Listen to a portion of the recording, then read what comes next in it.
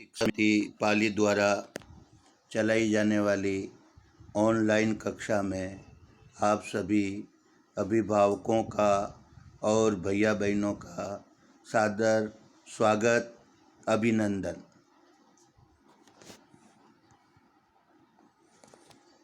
कक्षा द्वितीया, विषय संस्कृत, पाठः चतुर्थः, प्रकरण प्रश्न उत्तर।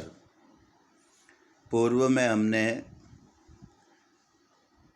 1 नंबर प्रश्न किया था, उसमें रिक्त स्थानों की पूर्ति करनी थी।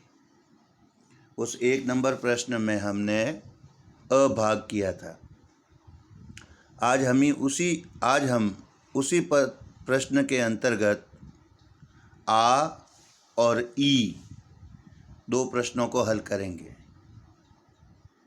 हमने पाठ में पढ़ा कि पुल्लिंग शब्दों के लिए सह का प्रयोग किया जाता है, स्त्रीलिंग शब्दों के लिए सा का प्रयोग किया जाता है, नपुंसक के लिए तत का प्रयोग किया जाता है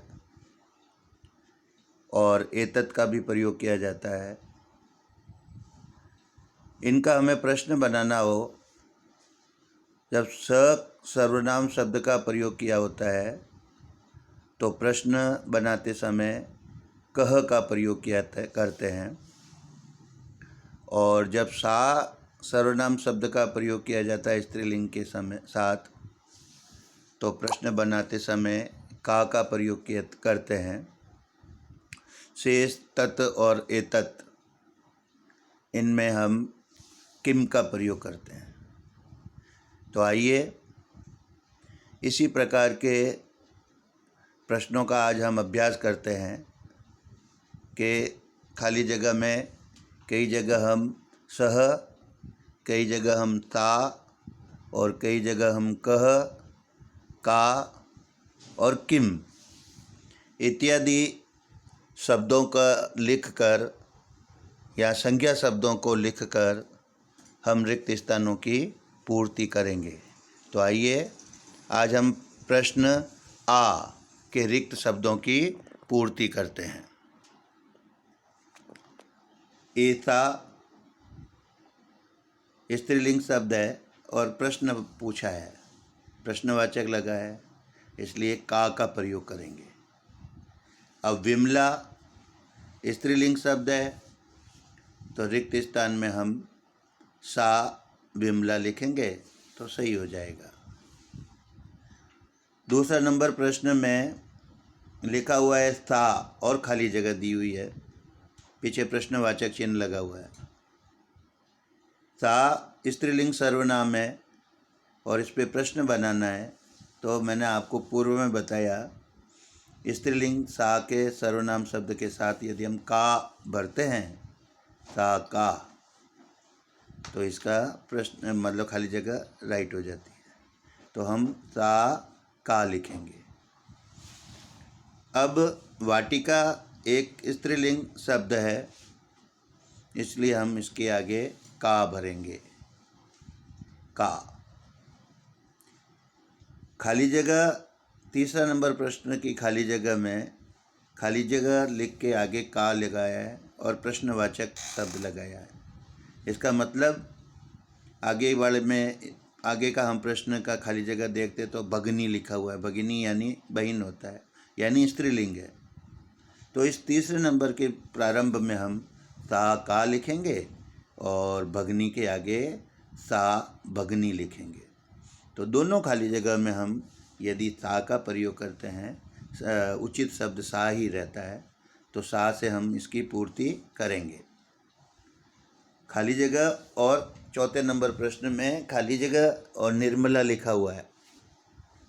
निर्मला स्त्रीलिंग शब्द है, इसलिए निर्मला के आगे सा निर्मला, यानी कि सा सर्वनाम शब्द का प्रयोग करेंगे।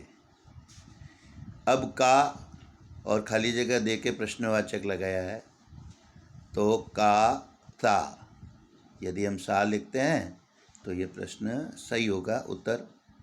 अब शिक्षिका एक स्त्रीलिंग शब्द है 5वें नंबर प्रश्न में, और शिक्षिका से पूर्व हम ता लिखेंगे, और बाद में एक शेष भाग में दिया हुआ है का के बाद में खाली जगह है, तो इसमें भी हम सा भर देंगे, तो का सा और प्रश्नवाचक लगा हुआ है तो सही खाली जगह भरी जाएगी।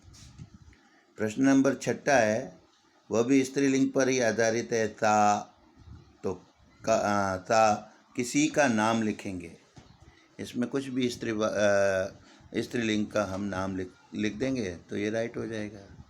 और अब आगे लिखा हुआ है का, और फिर आगे लिखना है कोई सर्वनाम शब्द, तो सा भरेंगे तो इस प्रश्न का भी उत्तर राइट हो जाएगा, यानी उचित हो जाएगा।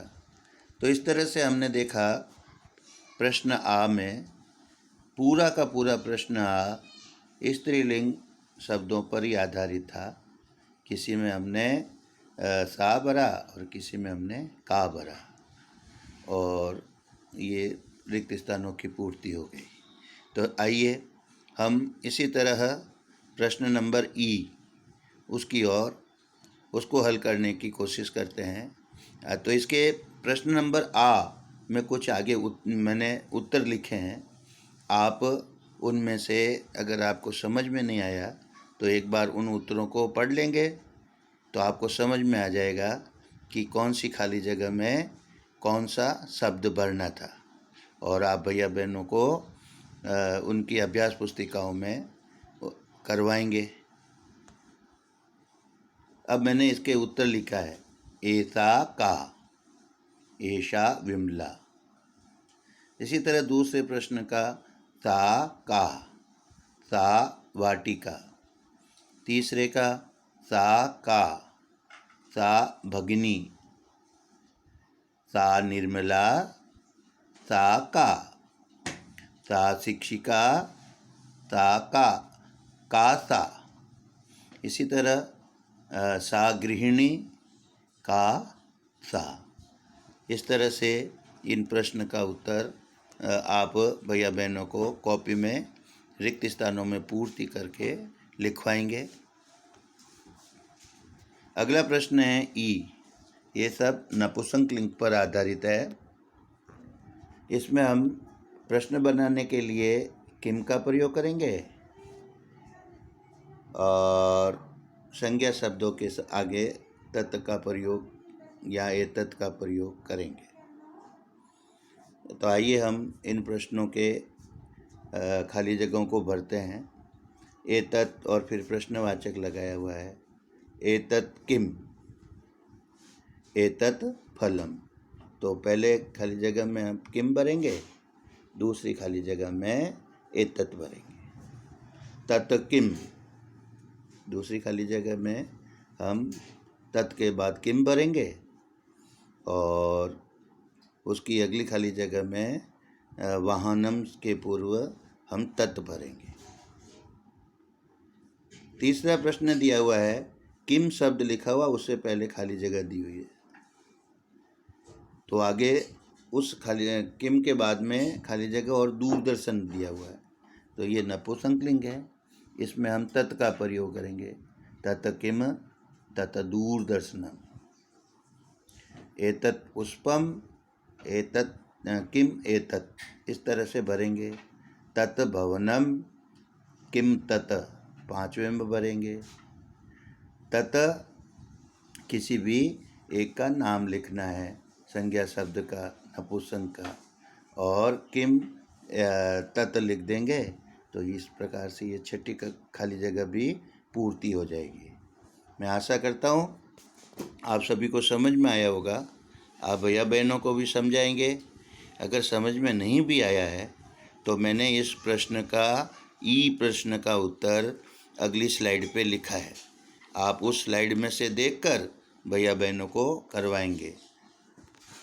इनका ई प्रश्न का उत्तर है, एतत् किम, एतत् फलम, तत् किम, तत् वाहनम, तत् किम, तत् दूरदर्शनम, तत् पुष्पम, तत् किम, तत् भवनम, किम तत्।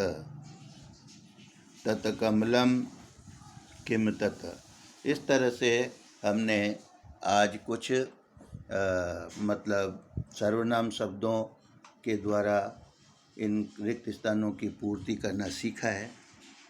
आप सभी अभिभावकों से सादर अनुरोध है कि आप अपने छोटे भैया बहनों को पास में बिठाकर इन प्रश्नों का उत्तर लिखवाएंगे।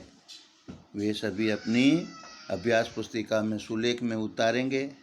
आप उनको करने में सहयोग करेंगे। ऐसी ही आशा के साथ धन्यवाद।